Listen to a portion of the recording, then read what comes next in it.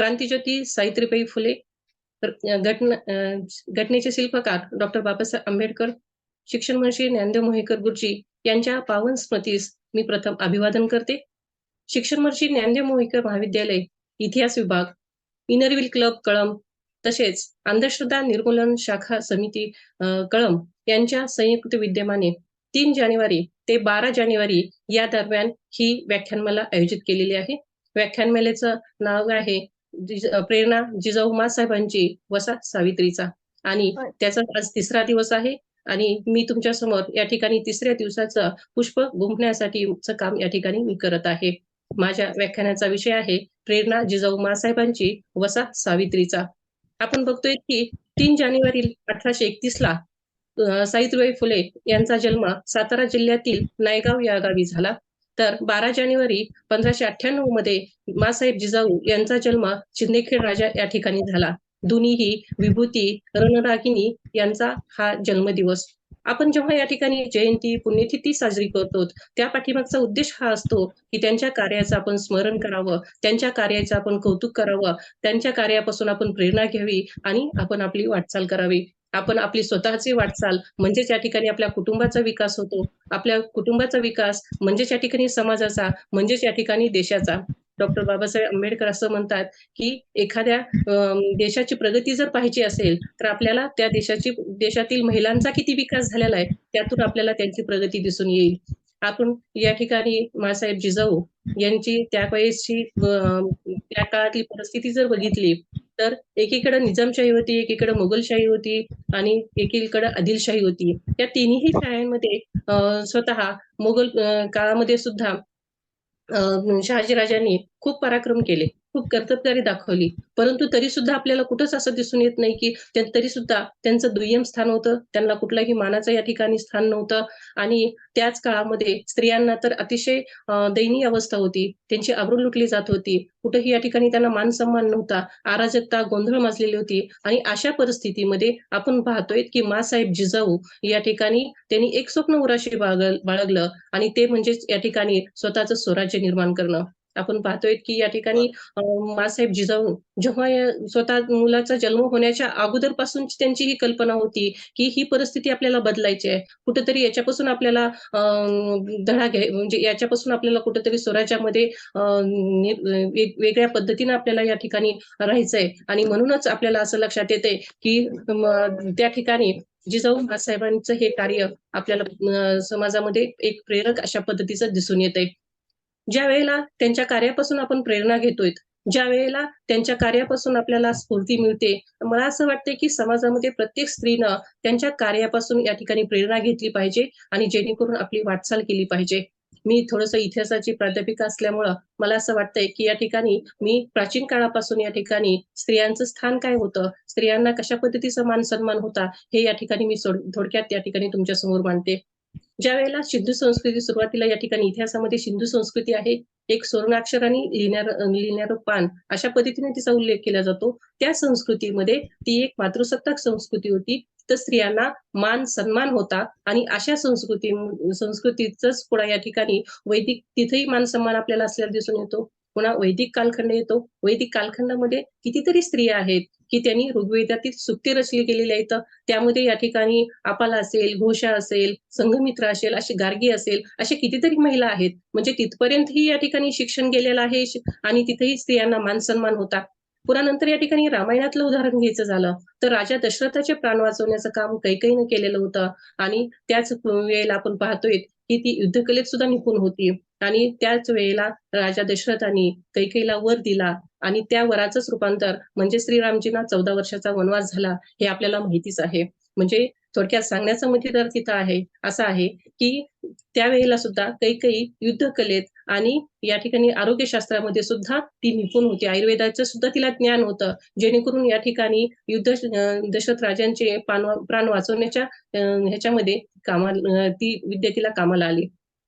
या ठिकाणी आपण पुन्हा जर सुलतानशाहीचा कालखंड बघितला तर रजिया सुलताना ही सुलतान पदावर या ठिकाणी बसलेली होती. 4 वर्ष भले या ठिकाणी ती 4 वर्ष राहिलेली आहे, परंतु 4 वर्षाच्या कालखंडामध्ये कारण आपण जर पाहिलं तर जेव्हा रजिया सुलताना एका स्त्रीनं आपल्यावर राज्य करावं, ही कल्पना त्या काळामध्ये असह्य होती. आणि आज सुद्धा आपण जर बघितलं तर एका स्त्रीनं आपल्यावर राज्य करावं ही कल्पना आज सुद्धा या ठिकाणी कोणी मान्य करणार नाही. परंतु त्या काळामध्ये सुलतान या पदापर्यंत तिनं मजल मारलेली होती. भले या ठिकाणी तिचा 4-5 वर्षानंतर तिचा वध केला गेला. परंतु ती सुलतान या पदापर्यंत पोहोचली होती. म्हणजे त्या काळात सुद्धा तिला मान-सन्मान असलेला आपल्याला दिसून येतो. त्यानंतर मोगल कालखंडातला विषय घेतला, तर त्यावेळेस सुद्धा म्हणजे गुलबदन बेगम असेल, जहांआरा असेल, ह्या अशा काही स्त्रिया आहेत, की त्यांच्यापर्यंत या ठिकाणी शिक्षण गेलं. आणि शिवाजी महाराजांचा कालखंड जेव्हा चालू होतो, मराठ्यांचा कालखंड जेव्हा चालू होतो, त्यावेळेला तर या ठिकाणी कधी नव्हे म्हणजे जेवढा स्त्रियांचा मान-सन्मान या ठिकाणी एवढा झालेला होता, की त्यांच्याच बाबतीमध्ये असं म्हटलं जातंय, की शत्रू सुद्धा शिवरायांना अभिमानानं या ठिकाणी बघत होते त्या दृष्टिकोनातून. एक उदाहरण या ठिकाणी सांगायचं झालं, तर शाहिस्तेखानानं स्वतः शाहिस्तेखान या बुर्जीमध्ये असं लिहून ठेवलं गेलेलं आहे, की तिनं म्हणजे आपण बघतोय, की शिवाजी महाराजांनी शाहिस्तेखानाचा पराभव केला. लाल महालावर या ठिकाणी छापा मारला गनिमी कावा पद्धतीनं. गनिमी कावा पद्धत म्हणजेच कोणती? तर रात्री पेराच्या या ठिकाणी जेव्हा शत्रू बेसावत असतो, त्यावेळेला त्याच्यावर हल्ला करायचा आणि विजयी मिळून परत यायचं. त्याला आपण गनिमी कावा पद्धत म्हणतो. तोच शिवाजी महाराजांचा गनिमी कावा आज सर्जिकल स्ट्राईक नावाने या ठिकाणी इतिहासामध्ये प्रसिद्ध आहे. आणि अशा वेळेला या ठिकाणी शिवाजी महाराजांनी लाल महालावर गनिमी कावा पद्धतीनं आक्रमण केलं आणि तिथून विजयी होऊन ते परत निघाले. त्यावेळेला या ठिकाणी पाठीमागं बघतोय तर या ठिकाणी लाल महालामध्ये सगळीकडे गोंधळ होता. अराजक म्हणजे सगळीकडे अंधार पसरला होता, काळोख होता आणि अशातच या ठिकाणी शाहिस्तेखानाची बहीण जी आहे, ती पळतच या ठिकाणी धावत पळत या ठिकाणी शाहिस्तेखानाकडे आली आणि सांगितलं, की माझी मुलगी या ठिकाणी कुठंच सापडत नाहीये. ती कुठे गेली आहे? ती घेऊन तर गेले नसतील. त्यावेळेला शाहिस्तेखानानं असं सांगितलं, की तुझी मुलगी कुठंच जाणार नाही आणि समजा जर ती घेऊन गेली, ते घेऊनच जाणार नाहीत. पण यदाकदाचित जर घेऊन गेली, तर ते तिला पोटच्या मुलाप्रमाणे तिचा सांभाळ करतील आणि त्या ठिकाणी तिला परत आणून सोडतील. म्हणजे शत्रूलाही या ठिकाणी शिवरायांच्या स्त्रीच्या विषयीचा जो दृष्टिकोन होता, त्याबद्दल इतका अभिमान होता, याच्यातूनच आपल्याला दिसून येते. आपण या ठिकाणी बघतोय, की जेव्हा जिजाऊ माँसाहेब सती जाण्यास निघाल्या, त्यावेळी त्या काळातली पद्धत अशी होती, की सती जाणं म्हणजे या ठिकाणी घराण्याचा एक गौरवपणा होता. खूप मोठेपणा, आदराचं स्थान त्या ठिकाणी स्त्रीला दिलं जात होतं. परंतु या ठिकाणी तिला जिवंत असताना तिला त्या चितेवरती स्वतः जिवंतपणे जाळायचं ही एक अतिशय भयानक अशा पद्धतीची ही रूढ होती. आणि जेव्हा शहाजीराजांचा मृत्यू झाला, त्यावेळेला स्वतः जिजामाता सुद्धा सती जाण्यास निघाल्या, तेव्हा या ठिकाणी शिवाजी महाराजांनी त्यांना परावृत्त केलं आणि तिथं या ठिकाणी परिवर्तन झालेलं आपल्याला दिसून येते. या सगळ्या ह्याच्यावरून आपल्याला एक असं लक्षात येतंय, की स्त्रियांचं स्थान जे आहे, ते आतापर्यंत या ठिकाणी अतिशय मानाचं, सन्मानाचं किंवा एक चांगल्या दर्जाचं होतं. परंतु जेव्हा आपण आधुनिक काळाकडे हळू-हळू वाटचाल करताल, तिथं कुठेतरी आपल्याला हे दिसून येत नाहीये. आधुनिक काळामधलं जर झालं तर या ठिकाणी पुरुष आणि स्त्री याच्यामध्ये कुठेतरी प्राथमिक दर्जा, दुय्यम दर्जा, स्त्रीला कमी लेखणं ह्या गोष्टी आपल्याला आढळून येतात. आपण एकीकडे म्हणतोय, की संसार हा दोघाचा असतो, घर दोघाचं असतंय. त्या ठिकाणी संसाररूपी रथाचे 2 चाकं या ठिकाणी म्हणजेच पती-पत्नी हे दोन्हीही चाकं या ठिकाणी त्याच गतीनं चालतायत. परंतु एक चाक म्हणजे पुरुषाचं जे चाक आहे, ते त्या गतीनं फिरतंय आणि ज्या गतीनं ते तिच्यासोबत या ठिकाणी पत्नी आहे, ते चाक या ठिकाणी खरडत चालल्यासारखं चालतंय. म्हणजे बंद पडत नाही रथ, परंतु या ठिकाणी तो चालत आहे. हे अशा या ठिकाणी मला नमूद करावंसं वाटतंय. म्हणजे जो प्राथमिक मानाचा दर्जा तिला दिला पाहिजे, सन्मान तिला मिळाला पाहिजे, तो कुठेतरी या ठिकाणी मिळत नाही. आता आपण बघितलं तर या ठिकाणी मला असंच एक उदाहरण माझ्यासमोर होतं, की मी सामुदायिक विवाह सोहळ्याला गेलेले होते. त्या ठिकाणी बघा सामुदायिक विवाह सोहळा असतो. त्यामध्ये एका लाईनने या ठिकाणी काय होते, की वधू आणि वर एका लाईनने उभे केले जातात. त्यामध्ये कोण कुणाची बायको आहे हेच या ठिकाणी कळत नाही. आणि माझ्या शेजारी एक 10-12 वर्षाची मुलगी होती. तिनं मला सहज विचारलं, की याच्यामधले वर आणि वधू, वराची कोणती बायको आहे हे कसं ओळखायचं? त्यावेळेला मला माझा अनुभव होता. मी सांगितलं, की या ठिकाणी जो नवरदेव आहे, त्याच्या डाव्या हाताला जी स्त्री आहे, ती त्याची बायको. मुलगी खूप हुशार होती. मुलगीनं सांगितलं, की "या ठिकाणी डाव्या हातालाच का? उजव्या का नाही?" मग मी म्हणलं, की डावा हात म्हणजे दुय्यम स्थान असते. त्याला या ठिकाणी कमी लेखलं जाते. उजवा हात म्हणजे प्राथमिक दर्जा. आता आपण जर पाहिलं तर या ठिकाणी आपल्या शरीराचे दोन्हीही अवयव सारखेच आहेत. उजवा आणि डावा याच्यामध्ये काही भेद नाहीये. परंतु डावा हात म्हणल्यानंतर या ठिकाणी आपण प्रसाद जरी कुठला घ्यायचा झाला, तर आपण उजवा हात पुढं करतोय, डावा हात पुढं करत नाहीत. समजा जर चुकून जरी आपला डावा हात पुढे आला, तर त्या हातात नसतंय. म्हणजे हा जो डावा हात आहे, तो म्हणजेच या ठिकाणी स्त्रीचा हात आणि स्त्री म्हणून मानलं जाते आणि म्हणून त्या मुलीला मी असं सांगितलं, की डाव्या हाताला असतो दुय्यम स्थान असते आणि दुय्यम का आहे? कारण ती एक स्त्री आहे. म्हणजे या ठिकाणी त्या मुलीच्या प्रश्नाचं मी समाधान करू शकलेलं नाही, की दुय्यम स्थान का आहे? कारण हे चालून आलेलं आहे. आतापर्यंत जे चालू आलेलं आहे तेच या ठिकाणी पुढेही आहे. आता याच्यावरही या ठिकाणी एक मला एक इथं नमूद करावंसं वाटतंय, की जेव्हा विवाह झाल्यानंतर या ठिकाणी जे कोणते धार्मिक विधी असतात, ते विधी जर करायचे असतील, तर त्या ठिकाणी काय केलं जातं, की समजा आपल्याकडं आता ही आहे, परंतु आणखीनही खेड्यामध्ये बुरख्याची पद्धत आहे, घोषा पद्धत आहे, की स्त्रिया या बाहेर येत नाहीत. समजा कुणी पाहुणे-रावळे जर आले, तर त्या ठिकाणी ती आतमधल्या घरात असते. जर समजा या ठिकाणी बाहेर म्हटलं, तर या ठिकाणी ती घरातले पुरुष म्हणतात, की चार चौघात तिला नको. आणि मग अशा वेळेला समजा एखादा कार्यक्रम जर धार्मिक कार्यक्रम जर करायचा असेल, तर आपल्यामध्ये रूढी परंपरेनुसार अशी प्रथा आहे, की लग्नानंतर एखादा धार्मिक विधी जर करायचा झाला, तर ती पत्नीशिवाय या ठिकाणी संपन्न होत नाही. आता संपन्न होतो, नाही होतो कारण मी अंधश्रद्धा निर्मूलन समितीचंही काम करते. त्यामुळे मी इथं तो विषय मांडत नाही. परंतु समजा जर तो विधी करायचा असेल आणि पत्नीशिवाय जर तो करायचा असेल, तर त्यासाठी पुरुषांनी एक शक्कल लढवलेली असते. बायकोला तर 4 माणसामध्ये आणायचं नाही, 4 चौघामध्ये तिला कसं आणायचं? आणि म्हणून या ठिकाणी हातामध्ये सुपारी दिली जाते आणि ती सुपारी घेऊन तो तिचा नवरा या ठिकाणी तो धार्मिक विधी करतो. म्हणजेच मला या ठिकाणी इथं असं सांगायचंय, की ती निर्जीव वस्तू तिचं प्रतीक म्हणून मानलं जाते.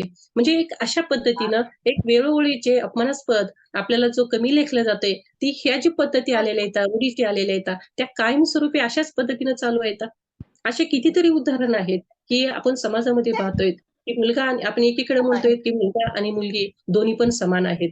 आपण परंतु मुलाला वाढवताना, मुलीला वाढवताना आपण त्याच्यामध्ये भेद केलेला दिसून येतो. समजा एखाद्याची आर्थिक परिस्थिती जर बिकट असेल आणि जर दोघांपैकी मुलगा किंवा मुलगी या दोघांपैकी जर कुणाला जर शाळेत घालवायचा हा जर किंवा पुढे कुणाला शिकवायचं हा जर प्रश्न त्यांच्या समोर आला, तर या ठिकाणी प्रश्न येतो तो म्हणजेच मुलीला काय करायचं शिकून मुलाला शिकवायचं आणि मग तिला या ठिकाणी घरातलं काम करायला लावायचं आणि केवळ कायद्याचा धाक आहे म्हणून 18 वर्षापर्यंत तरी या ठिकाणी त्या मुलीला घरात ठेवलं जातंय. ही सध्याची परिस्थिती आहे.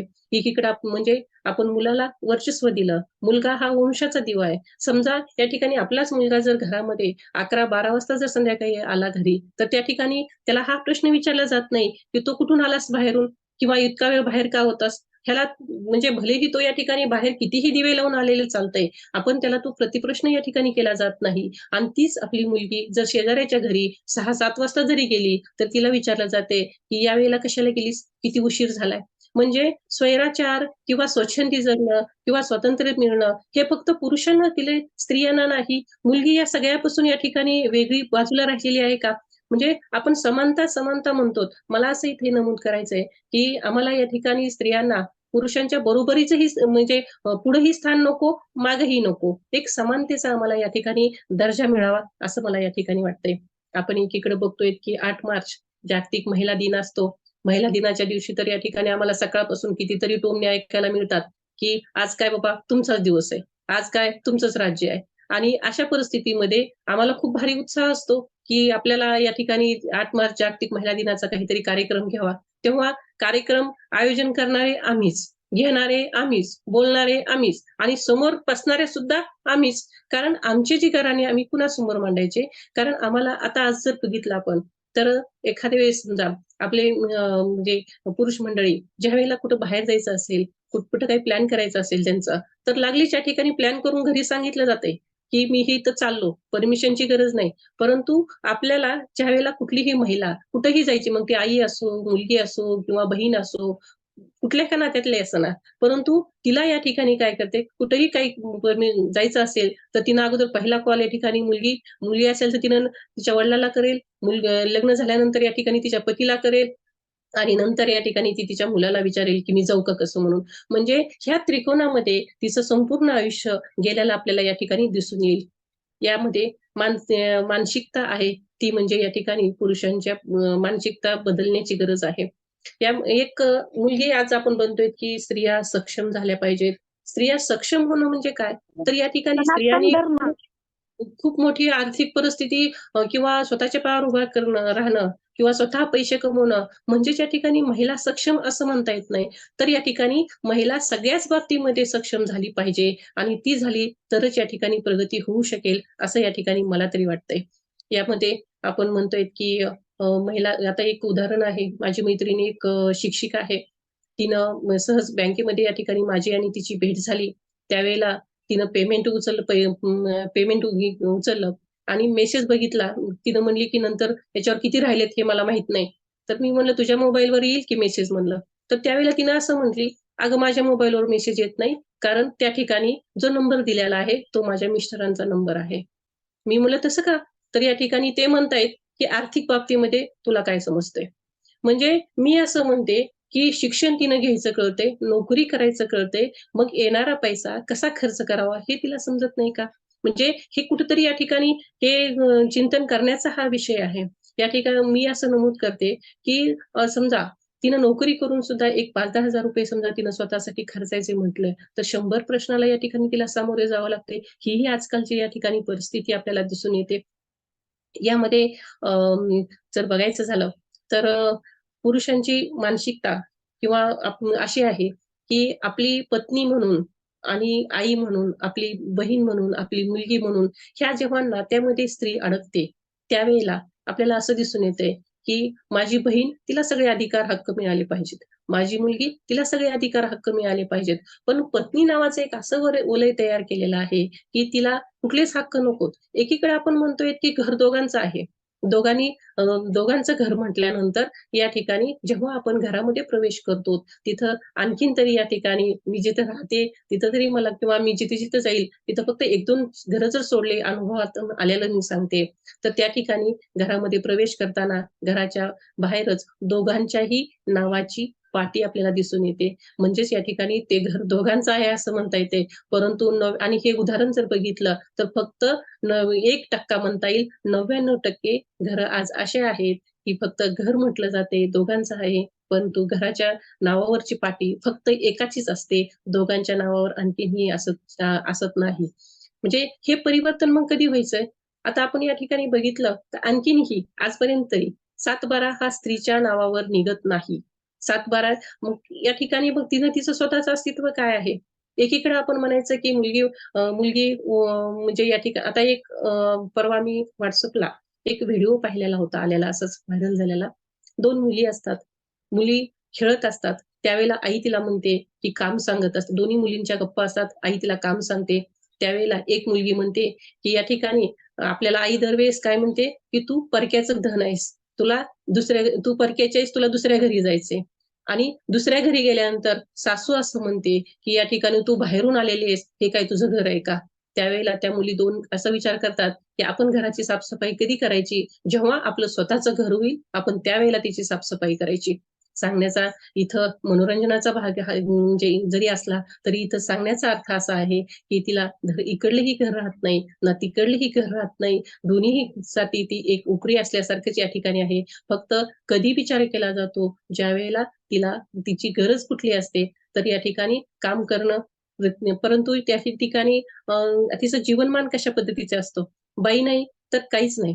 बाईभोवती एक सगळ्यात या ठिकाणी गोष्टी आहेत. सगळे नाते तिच्या भोवती आहेत. परंतु सगळे आपल्याला नाते हवे आहेत. फक्त पत्नी नावाचं जे वलय आहे, पत्नी नावाचं जे नातं आहे, त्यामध्ये मात्र या ठिकाणी आपण विचार करत नाहीत, की आपल्या बहिणीला जे अधिकार पाहिजेत, आपल्या आईला जे आपल्याला अधिकार पाहिजेत, आपल्या मुलीला जे हक्क अधिकार पाहिजेत, ते सुद्धा आपल्या पत्नीला आपण का देत नाहीत? कारण ती सुद्धा एक कुणाची तरी बहीण आहे. हा दृष्टिकोन जेव्हा बदलेल, तर तो त्याच वेळेला या ठिकाणी मला असं वाटतंय, की परिवर्तन झाल्याशिवाय त्यावेळेला राहणार नाही. आज विधवांचा या ठिकाणी विधवा म्हटलं तर या ठिकाणी खूप आता सावित्रीबाई फुलेंनी तर केशविलोपन करण्यासाठी बंद व्हावं म्हणून न्हाव्यांचा संप घडवून आणलेला होता. केशविलोपन ही एक अतिशय अनिष्ट अशा पद्धतीची ही एक प्रथा होती. ती प्रथा बंद करण्याचं काम या ठिकाणी सावित्रीबाई फुले यांनी केलंय.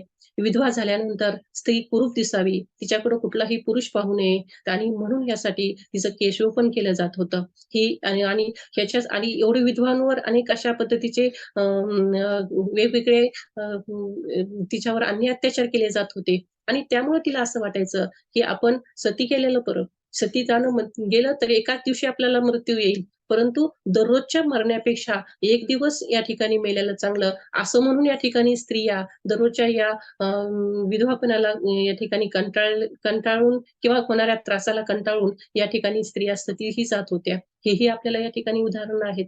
परंतु हे सगळं जेव्हा आपण पाहतोय, त्यावेळेला सावित्रीबाई फुलेंनी त्या काळामध्ये जे कष्ट घेतले, जो वसा घेतला, माझ्या जो व्याख्यानाचा म्हणजे या ठिकाणी वसा सावित्रीचा, त्यांनी वसा कोणता घेतला? तर शिक्षणाचा वसा घेतला आणि त्या वसापासून त्या कधीही उठणार नाहीत, मातला नाही किंवा घेतला वसा टाकणार नाही, या म्हणीप्रमाणेच या ठिकाणी त्यांनी आपला जो वसा आहे, तो अखंडपणे चालू ठेवला.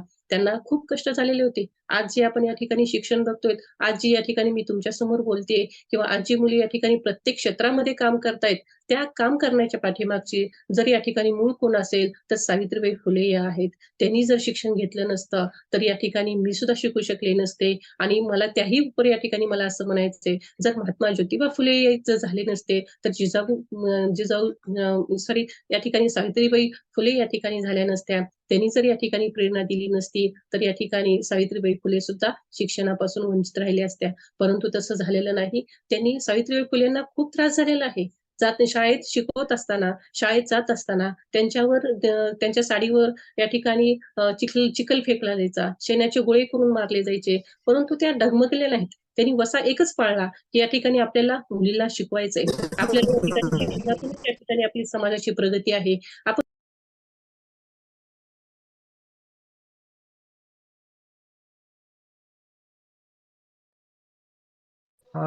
मॅडम तुमचा मी अनम्यूट करा, ते म्यूट झालंय माझ्याकडून.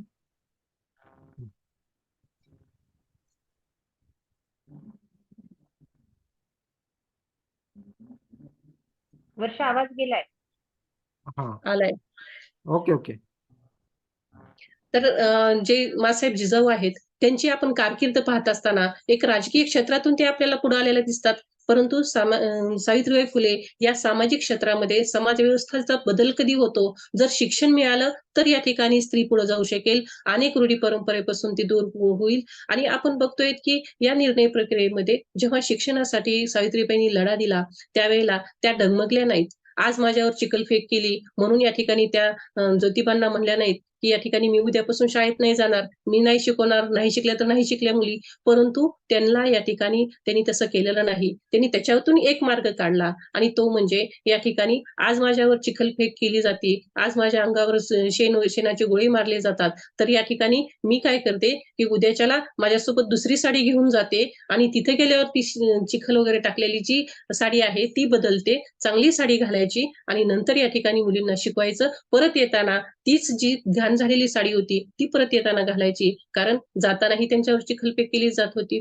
म्हणजे एक चिखलफेक करण्याचा मागचा उद्देश असा होता, की ह्यांना वाईट टाकलं किंवा यांच्यापाशी रोटीबेटी व्यवहार नाही केला, यांच्याशी आपण या ठिकाणी संबंध तोडले, तर त्या काय करतील, की शिक्षण मुलींना देणार नाहीत. कारण त्या काळात अशी पद्धत होती, की जर मुली शिकल्या तर या ठिकाणी त्या विधवा होतील. आणि ह्या भीतीपोटी या ठिकाणी कुणीही आपल्या मुलीला शाळेत घालत नव्हतं. त्यावेळेला सावित्रीबाई फुलेंनी एका मुलीला या ठिकाणी पोत्यात घरी जाऊन त्यांच्या घरी गेले ज्योतिबा फुले आणि सावित्रीबाई फुले दोघंही दाम्पत्य आणि तिथं त्यांना कन्व्हिन्स केलं, सांगितलं त्यांच्या आई-वडिलांना शिक्षणानं काय होऊ शकतंय हे पटवून दिलं आणि त्यावेळेला ते कसे तरी या ठिकाणी ते पालक तयार झालेले आहेत. सुरुवातीला फक्त 7 मुली होत्या. त्या 7 मुली एका पोत्यामध्ये घालायच्या. ते पोतं या ठिकाणी आणून शाळेत ठेवायचं. तिथून मुलींना बाहेर काढायचं, त्यांना शिकवायचं, परत पोत्यात घालायचं आणि त्यांच्या घरी जाऊन पोच करायचं. म्हणजे अशा पद्धतीनं या ठिकाणी एक खडतर प्रवास आपल्याला झालेला दिसून येतो आणि त्यानंतर आज आपण बघतोय, की मुली कुठल्याही क्षेत्रामध्ये कमी नाहीयेत. आज जे आपण या ठिकाणी बघतो अगदी अंतराळवीरात सुद्धा या ठिकाणी कल्पना चावला जाऊन आलेली आहेत. तर ह्या सगळ्या आपण जेव्हा पाहतोय, स्त्रियांनी खूप मोठी गगनभरारी घेतलेली आपल्याला दिसून येते. तर ह्या पाठीमागचं श्रेय जर कुणाचं असेल, तर ते म्हणजेच या ठिकाणी सावित्रीबाई फुले यांचं आहे.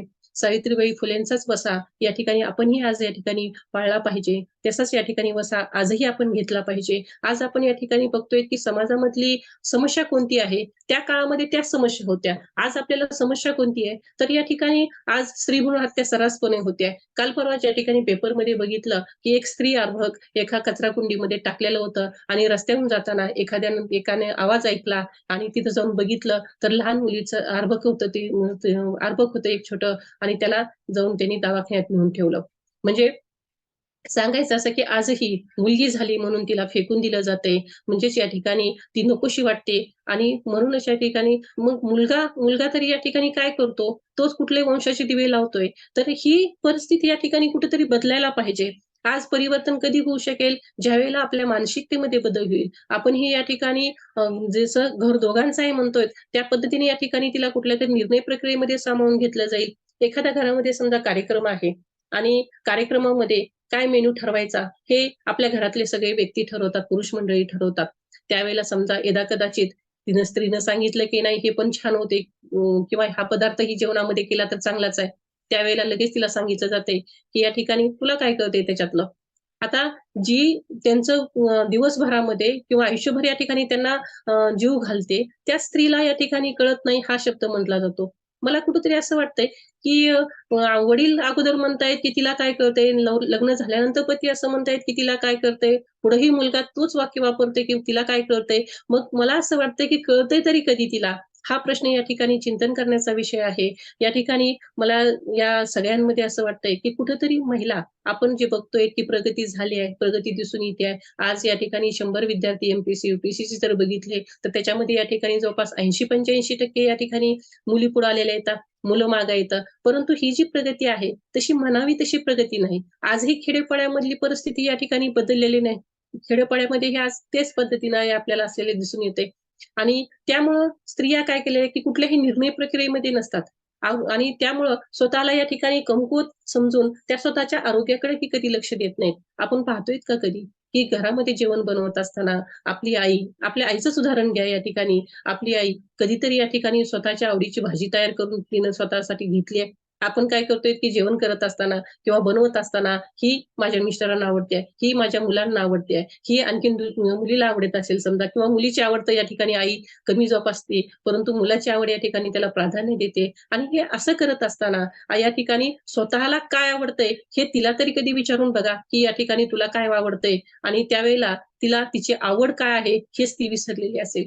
तर समजा स्त्री कधीही या ठिकाणी प्रेमाची भुकेली आहे असं म्हणतायत, की घरात आल्यानंतर जर समजा कुणी विचारलं तिला, की आई तू जेवण केलंस का? किंवा मुलानं या ठिकाणी विचारलं, की आई तू जेवण केलीस का? किंवा मिस्टरांनी या ठिकाणी विचारलं, तू जेवण केलीस का?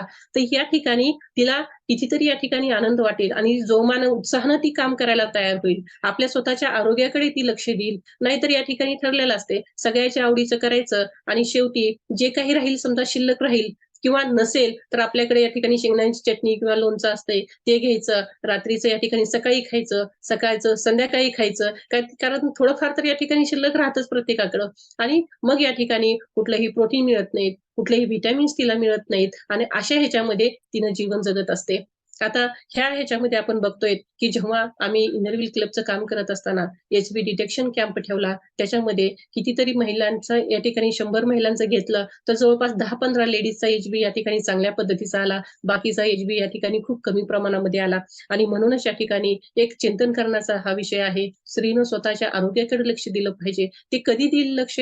ज्यावेळेला तिला असं वाटेल, की मी सुद्धा एक माणूस आहे, एक घरातला एक प्रमुख घटक आहे. मलाही या घरामध्ये काहीतरी किंमत आहे. असं ज्यावेळेला तिला स्वतःला वाटेल, त्यावेळेला तिनं तो विचार करेल आणि अन्यथा ती या ठिकाणी विचार करणार नाही, असं या ठिकाणी मला तरी वाटतंय. यामध्ये अ, जेव्हा आपण ह्या सगळ्या गोष्टींचा विचार करतोय, की संघर्ष जेव्हा येतो किंवा परिवर्तन जिथं येतं, त्यावेळेला मला म्हणजे आपल्याला आपली अशी एक भूमिका असते, की सगळ्या गोष्टी व्हाव्या, सुधारणा व्हावी, परंतु ती सुधारणा होत असताना माझ्या घरापासून नाही, तर ती दुसऱ्याच्या घरापासून सुधारणा व्हावी. म्हणजे आपलं जे काही आलेलं आहे ते चांगल्या पद्धतीने चालतंय. समजा एखाद्या पुरुषाची पत्नी, एखादी स्त्री जर वारली, तर लागलीच या ठिकाणी तिचा 3ऱ्या दिवशी मी एक ठिकाणी गेले होते, तिचा मृत्यू झालेला होता म्हणून. तर त्या ठिकाणी लागलीच तिच्याबद्दल असं म्हटलं, तिच्या मिस्टरांबद्दल लगेच तिथं ते प्रत आहे आणि त्याच वेळेस बाहेर कुजबूज चालू होती, की आता कसं होईल यांचं?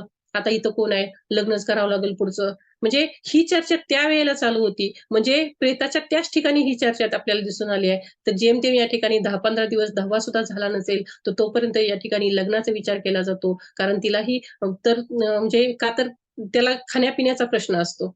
एकीकडे आपण असा विचार केला, की खाण्यापिण्याला समजा मेस लावली किंवा घरातल्या कामाला बाई लावली, तर व्यक्ती राहू शकतात ना.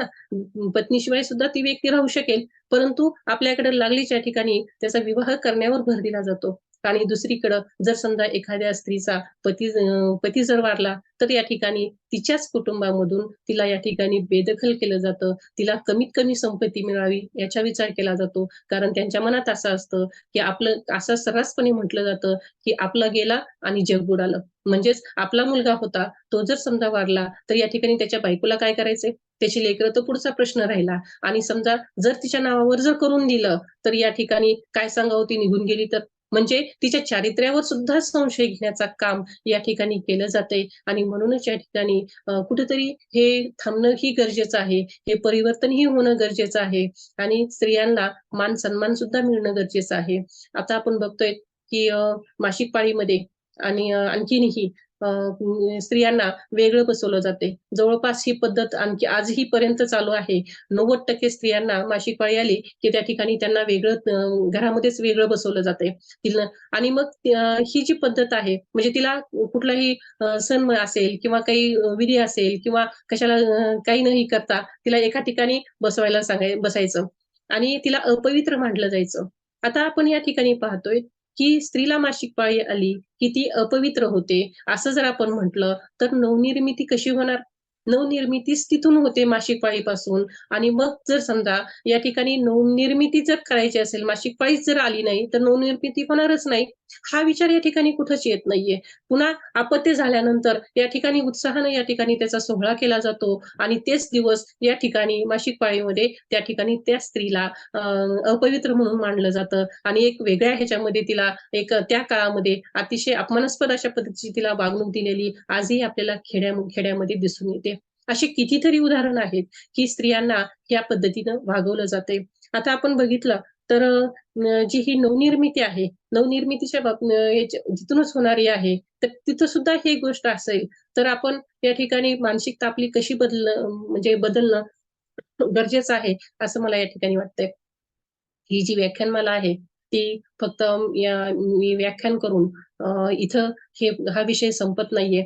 तर याच्यातून मी असं म्हणेल, की ही परिवर्तनवादाची व्याख्यानमाला नाही, तर चिंतनमाला म्हणून या ठिकाणी त्याला म्हणावं लागेल. कारण ज्या गोष्टी खऱ्या आहेत, ज्या गोष्टी खोट्या आहेत, कोणत्या गोष्टी खऱ्या आहेत, खोट्या आहेत, ह्या तुम्ही या ठिकाणी तपासून पाहिलं, तर तुम्हाला या ठिकाणी लक्षात येईल, की यामध्ये काय केलं पाहिजे, आपण कसा बदल केला पाहिजे, स्त्रीला या ठिकाणी माणूस म्हणून कसं जगवलं पाहिजे किंवा या ठिकाणी तिला आदर, मान-सन्मान कसा दिला पाहिजे आणि ते जेव्हा होईल त्याच वेळेला या ठिकाणी खरोखरच या ठिकाणी आपली प्रगती होईल असं मला वाटतंय.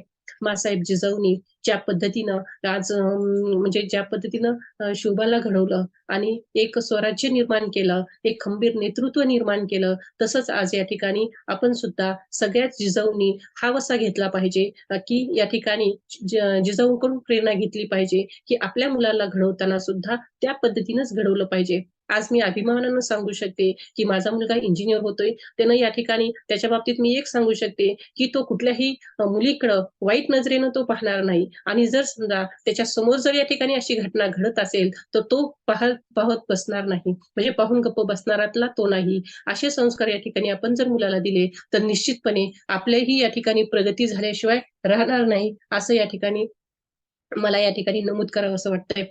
या सगळ्या या म्हणजे विषय जर आपण बघितला, तर खूप खोलामध्ये या ठिकाणी आपण जाऊ शकतो.